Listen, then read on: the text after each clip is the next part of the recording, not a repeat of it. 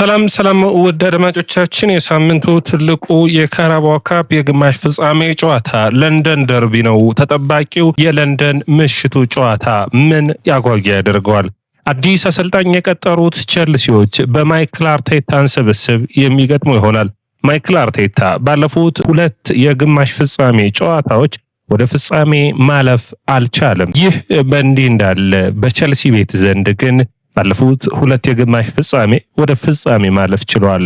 ያንንም ማሳካት ችሏል። ታዲያ በግማሽ ፍጻሜ ወደ ፍጻሜ በማለፍ በጥሩ ብቃት ላይ በኤንዞ ማሬስካ ብቃታቸውን ያሳዩት ቼልሲዎቹ ባለፉት እንግዲህ ከአምና ጀምሮ በምናይበት ጊዜ ለሶስተኛ ግማሽ ፍጻሜ ደረሰው አርሰናል ደግሞ ባለፉት ሁለት ግማሽ ፍጻሜዎች ማለፍ አልቻለም ነበር። ማን ይህንን ጨዋታ አሸንፎ በአርሰናል በኤምሬትስ የሚደረገውን ጨዋታም የመልስ ጨዋታ ይኖረዋል ተጠባቂ ያደርገዋል? ማን ወደ ፍጻሜ ያልፋል? ተጠባቂ የሆነው የካራባኦ ካፕ ጨዋታ አርሰናል ከቼልሲ፣ ቼልሲ ከአርሰናል በስታንፎርድ ብሪጅ ምሽት የሚደረግ ነው። ለንደን ደርቢ ነው። ማን ወደ ግማሽ ፍጻሜውን አሸንፎ ወደ ፍጻሜ ያልፋል? ተጠባቂ የሚያደርገው ይህንን ጨዋታ ኦፕታ ሱፐር ኮምፒውተር የማሸነፍ ዕድሉን 50%ን ለአርሰናል ሰጥቷል። ሚካኤል ሞሪኖ ባለፉት ሁለት ጨዋታዎች ላይ በፕሪሚየር ሊጉ ቼልሲ ላይ ጎሎችን ማስቆጠር ችሏል። በኤምሬትስ እና በስታንፎርድ ብሪጅ ለሶስተኛ ጊዜ ማስቆጠር ይችል ይሆን? እንግዲህ አጓጊና ተጠባቂ የሚያደርገው ይሆናል። ሌላኛው አርሰናል 4 ጊዜ በግማሽ ፍጻሜ ጨዋታዎች ወደ ፍጻሜ ለማለፍ ተቸግሮ ያውቃል። ታዲያ አሁን በአዲሱ አሰልጣኝ በማሬስካ ስር ባለፈው አንድ ዓመት ከግማሽ በግማሽ ፍጻሜዎችን ወደ ፍጻሜ በማለፍ የኮንፈረንስ ሊጉን እንዲሁም ደግሞ ወርልድ ካፑን ደግሞ የክለቦች የዓለም ዋንጫን ማሸነፍ የቻለው ይህ የቼልሲ ስብስብ አሁንስ አርሰናልን አሸንፎ ወደ ፍጻሜ ያልፋል? ያለበለዚያስ በማይክል አርቴታ ስር ባለፉት ዓመታቶች ዋንጫ የራቀው አርሰናል የመጀመሪያውን ዋንጫ የሚያገኝበትን እድል በዚህ በካራባኦ ካፕ እድል የሚሰጠው ይሆናል። ተጠባቂ ይህንን ጨዋታ የሚያደርጉት ብዙ ነጥቦች ይኖራሉ። ውድድማቻችን ያንንና ሌሎች ነጥቦችን አነሳለን። በቅድመ ጨዋታው ተመልሰን መጠናል። ቼልሲ ከአርሰናል የውጤት ግምታችሁን አስቀምጡልኝ። ስንት ለስንት ይጠናቀቃል ብላችሁ ታስባላችሁ? ተጠባቂ ጨዋታውን የሚያደርገው በተለይ የባለፈው ከወራት በፊት አርሰናል ከቼልሲ በስታንፎርድ ብሪጅ ሲገናኙ አጓጊ የሚያደርጉት ብዙ ምክንያቶች ነበሩ። በጊዜው የኤንዞ ማሬስካ ስብስብ ከአርሰናል በ6 ነጥብ ርቆ ይገኝ ስለነበር ነጥብ ዕድሉን ወደ 3 የሚያጠብበት ኤንዞ ማሬስካን በቼልሲ ቤት ለዋንጫ ተፎካካሪ ሆነው የሚቀጥሉበት ይመስል ነበር። በዛ ሳምንት ታዲያ ቼልሲ በጥሩ ብቃት በጥሩ ሁኔታ ባርሴሎናን በስታንፎርድ ብሪጅ አሸንፎ አርሰናል ሊጠብቅ ነበር። ነገር ግን ጨዋታው በካይሴዶ ቀይ ካርድ ምክንያት በቼልሲዎች የማሸነፍ ዕድል የነበራቸውን ጨዋታ በአርሰናል አቻ እንዲወጡ ሆነዋል። መድፈኞቹ በ10 ተጫዋች ቼልሲን ለማሸነፋቸው ብዙ ተጽዕኖ ከቷቸው እንደነበር ይታወቃል። ነገር ግን አሁን ያ ስብስብ ያ አሰልጣኝ በቼልሲ ቤት የለም። አዲሱ አሰልጣኝ ሊያም ሮዘነሪ ነው ያለው። ሊያም ብዙ ኃላፊነቶች ይጠብቁበታል።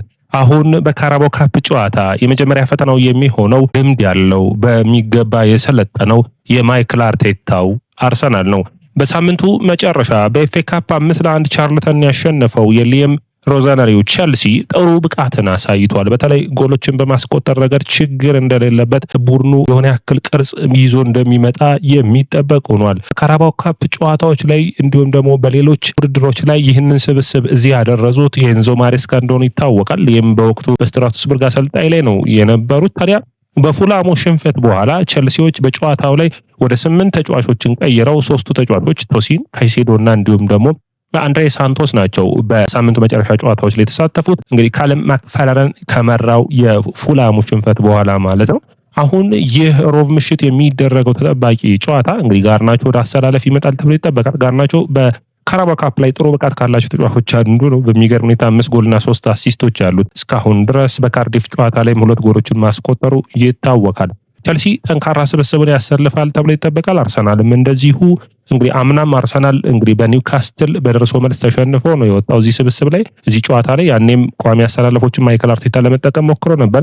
እንግዲህ እስከ ግማሽ ፍጻሜ ከደረሱ ይህ አይነት ጨዋታዎችን ግድ የሚለው ይመስለኛል። ቼልሲ ጠንካራ ቡድኑን ጠንካራ ፐርፎርማንሱን ለማሳየት በተለይ ደግሞ ይህንን ውድድር ላይ ጠንካራ መሆንን የሚያስፈልግ ነው።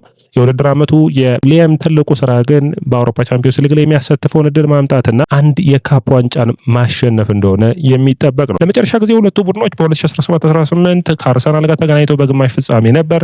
ያንን ጨዋታ ታዲያ መድፈኞቹ አሸንፈው ወደ ፍጻሜ ያለፉ። ነገር ግን በማንቸስተር ሲቲ ሽንፈትን አስተናግዷል። በፍጻሜው።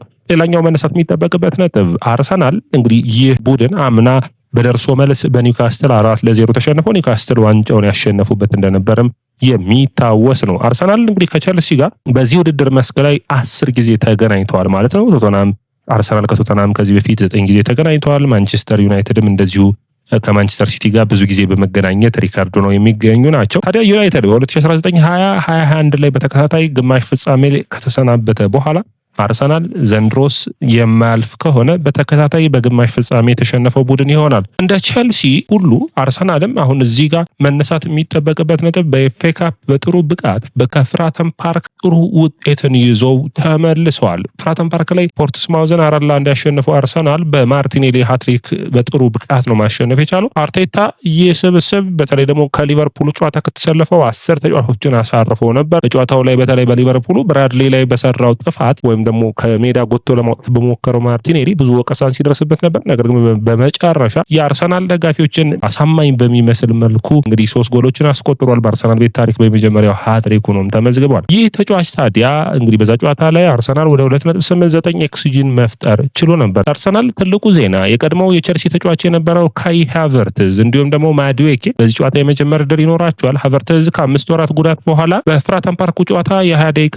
ለመሰለፍ ጥረትን አድርጎ ጥሩ እንቅስቃሴንም አሳይቷል። እንግዲህ በአርሰናል በኩል የካላፊዮሪና የኤንካፔ ጉዳይ አሁንም በዚህ ጨዋታ የመመለስ እድላቸው ጠባብ እንደሆነ መረጃዎች ያሳያሉ። ሊቨርፑል እንግዲህ አርሰናል በሊቨርፑል ጨዋታ 0-0 መውጣቱን ተከትሎ ከእንግሊዝ ፕሪሚየር ሊጉን በ6 ነጥብ እየመራ እንደቀጠለ ይታወቃል። ቸልሲ ያለ ካይሴዶ ነው በዚህ ጨዋታ የሚሰለፈው። ፓልመር፣ ጄምስ እና ጉስቶም የመድረሳቸው ነገር አጠራጣሪ እንደሆነ ሊም ተናግሯል። ቸልሲ ከአርሰናል እንግዲህ ባለፉት 4 ጊዜ በግማሽ ፍጻሜ ተገናኝተው ያውቃሉ። እነዚህ ሁኔታዎች ግን ቸልሲ ባለፉት ጊዜያቶች 4 ጊዜ ቸልሲ ማሸነፍ ችሏል። 6 ጊዜ ነው የተገናኙት። 2 ብቻ ነው አርሰናል ጥሎ ማለፍ የቻለው። ቸልሲን እንግዲህ በፕሪሚየር ሊጉም ጥሩ ብቃታቸውን ፉክክራቸውን በኤንዞ ማሬስካ ስራ አሳይተዋል። በአዲሱ አሰልጣኝ ባይታወቅም ማሬስካ ግን በአርሰናል በኤሚሬትስ 1-0 የተሸነፈበት ጨዋታ ካልሆነ በስተቀር ከሜዳ ውጭ ጥሩ ፉክክርን ከአርሰናል ያሳየ አሰልጣኝ ነው። ቸልሲ ይህንን ጨዋታ የማሸነፍ ዕድሉ 27% ነው። አቻ 23% ነው። አርሰናል ጨዋታውን የማሸነፍ ዕድሉ 50% አድርጎ ኦፕታ ሰጥቶታል። ይህ ትልቅ ቁጥር ነው። ዳድማዎቻችን በሜዳው ቸልሲ ምን አይነት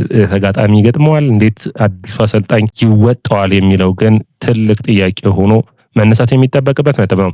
ግምታዊ አሰላለፉን ስናየው እንግዲህ በዚህ አሰላለፍ ላይ ቸልሲ በተለይ አቺምፖንግ፣ ቻሎባ፣ ባዲያሺል እና ኮኮሬላ በተከላካይ መስመሩ የሚጠበቅ ነው የሚሆነው። በተለይ የቆመ ኳስን መከላከል ላይ አተኩሮ መስራት ያለባቸው ይመስለኛል። አርሰናል ከቆመ ኳስ በጣም ጠንካራ ከሚባሉ የእንግሊዝ ፕሪሚየር ሊግ ቡድኖች አንዱ ነው። በልዩነት በፍራተን ፓርክ ጨዋታ ላይ ጎሎችን ያስቆጠረው በውድድር ዓመቱ 3 ጊዜ 2 የቆሙ ኳሶችን አስቆጥሯል። ስለዚህ ቸልሲ ጥንቃቄ ያስፈልገዋል። ከዛ ውጭ መነሳት የሚጠበቅበት ነጥብ ግብ ጠባቂው ሳንቼዝ ወይ ፊሊፕ ዮርገንሰን ሊሆን ይችላል። ሳንቼዝ የመሰለፍ ዕድሉ ሰፊ ነው የሚሆነው። ሌላኛው እንግዲህ መነሳት የሚጠበቅበት የአማካይ መስመሩ ነው። አንድሬ ሳንቶስ፣ ኤንዞ ፈርናንዴዝ ጋር ይጣመራሉ ተብሎ ይጠበቃል። በ10 ቁጥር ቦታ ላይ እንግዲህ ስቴፋን ዊሊያን፣ ኔቶ እንዲሁም ደግሞ ጋርናቾ የሚሰለፉ ይሆናል። በማጥቃት መስመሩ ላይ ኔቶ በዚህ ጨዋታ ላይ አንዱ የሚጠበቅ ነው የሚሆነው። በተለይ ደግሞ ስካሊ በመሰለፉን ተከትሎ ጠንካራ ፉክክርን የሚያደርገው ይሆናል። ስቴፋን ዊሊያን ጥሩ የማጥቃት አማራጭ እንዲሁም ደግሞ ጥሩ ብቃታቸውን ካሳዩት የቸልሲ ተጫዋቾች ውስጥ አንዱ ነው። አሊያንደር ጋርናቾ፣ ዴላፕ አለበለዚያ ስቴፋን ዊሊያን ካልገባ ደግሞ ጃኦ ፔድሮና ዴላፕንም ሊያሰልፍ የሚችልበት እድል ይኖራል። በአርሰናል በኩል